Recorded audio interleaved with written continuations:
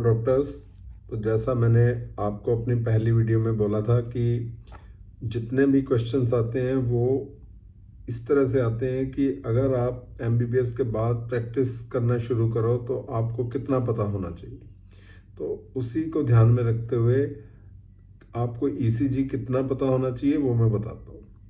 देखिए, वैसे तो जो भी आपको पढ़ाया जाता है एंड तक आप चाहे डीएम कार्डियोलॉजी कर लें, इससे ज़्यादा ईसीजी तो होगा नहीं, आपको प्रैक्टिस से उसको देखना आएगा। लेकिन अंडर ग्रेजुएट के लेवल पे आपको कितना पता होना चाहिए वो मैं आपको बताता हूँ। और क्योंकि मैं कोई स्पेशलिस्ट नहीं हूँ और इसलिए मैं सिर्फ आपको टॉपिक्स बता रहा हूँ जिस तरह से आपको ईसीजी को पढ़ना है। बाकी आप ये कोई भी स्टैंडर्ड बुक से आप देख सकते हैं, किसी भी कोचिंग सेंटर के नोट से आप देख सकते हैं। तो देखिए, हमें ईसीजी कितना पता होना चाहिए जनरल प्रैक्टिशनर को। अब ईसीजी में सबसे पहले जो हम देखेंगे वो तो है कि हार्ट रेट क्या है, तो टैकीअरिथमिया या ब्रैडीअरिथमिया है। अगर टैकीअरिथमिया को पहले देखते हैं तो टैकीअरिथमिया दो तरह का हो सकता है, तो नैरो कॉम्प्लेक्स टैकीकार्डिया या तो वाइड कॉम्प्लेक्स टैकीकार्डिया। अब नैरो कॉम्प्लेक्स टैकीकार्डिया में अगर इर्रेगुलर रिदम है तो एट्रियल फिब्रिलेशन या मल्टीफोकल एट्रियल टैकीकार्डिया हो सकता है। इन दोनों के ईसीजी आप देख लीजिए, ये रिकॉग्नाइज करना आना चाहिए आपको। और वाइड कॉम्प्लेक्स टैकीकार्डिया में रेगुलर रिदम के साथ क्या होगा, साइनस टैकीकार्डिया या एवी नोड री एंट्रल टैकीकार्डिया या एट्रियल फ्लटर। आइए अब वाइड कॉम्प्लेक्स टैकीकार्डिया को देखते हैं।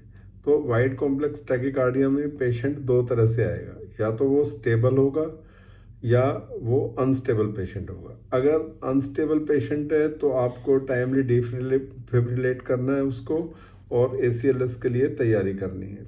और अगर स्टेबल पेशेंट है तो वही सुप्रावेंट्रिकुलर टैकीकार्डिया या supraventricular tachycardia with bundle branch block हो सकता है।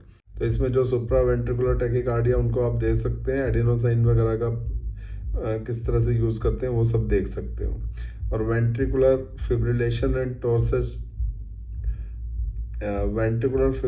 एंड टॉर्साडिस डी पॉइंटर्स, इसके सिर्फ आप रिकॉग्नाइज करना आना चाहिए आपको। बाकी इसमें कोई जनरल प्रैक्टिशनर कुछ नहीं कर सकता। पेशेंट बच जाए यही बहुत बड़ी बात है, और उसको जल्दी से जल्दी हॉस्पिटल कैसे पहुंचाना है इस पे ध्यान होना चाहिए। और अगर हॉस्पिटल में है तो भी आपको कोड ब्लू को कॉल करना है।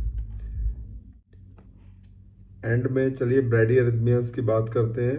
एक तो साइनस ब्रैडीकार्डिया हो सकता है, इसके कॉजेज देख लीजिएगा।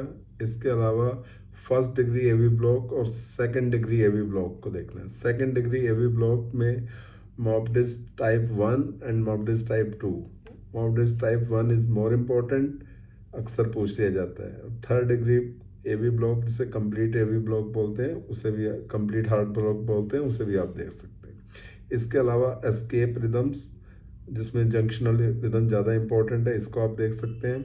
एमआई से रिलेटेड आप ईसीजी जरूर देख लीजिए, मोस्ट इम्पॉर्टेंट है, सबसे ज़्यादा पहला इसी से पड़ता है। इसके अलावा पोटाशियम का हाइपरकलीमिया और हाइपोकलीमिया में जो चेंजेस आते हैं ईसीजी में वो आपको पता होना चाहिए। और पेरिकार्डाइटिस में ईसीजी कैसा होता है ये पता होना चाहिए। देखिए, मेरे हिसाब से अगर आप नीट पीजी को क्वालिफाई करना चाहते हैं और अंडर ग्रेजुएट के नॉलेज के हिसाब से देखें तो इससे ज़्यादा ईसीजी की ज़रूरत नहीं पड़ती।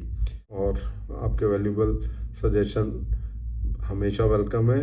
और मैं एक ही बात कहूँगा कि मेरे जितने भी वीडियोज़ हैं ये जनरल प्रैक्टिशनर्स के ध्यान में रख के और अंडर ग्रेजुएट स्टूडेंट्स को ध्यान में रख के जो उन्हें पता होना चाहिए, जो मैंने 30 ईयर्स में अपनी क्लिनिकल प्रैक्टिस में सीखा है जाना, उसके आधार पे बोलता हूँ।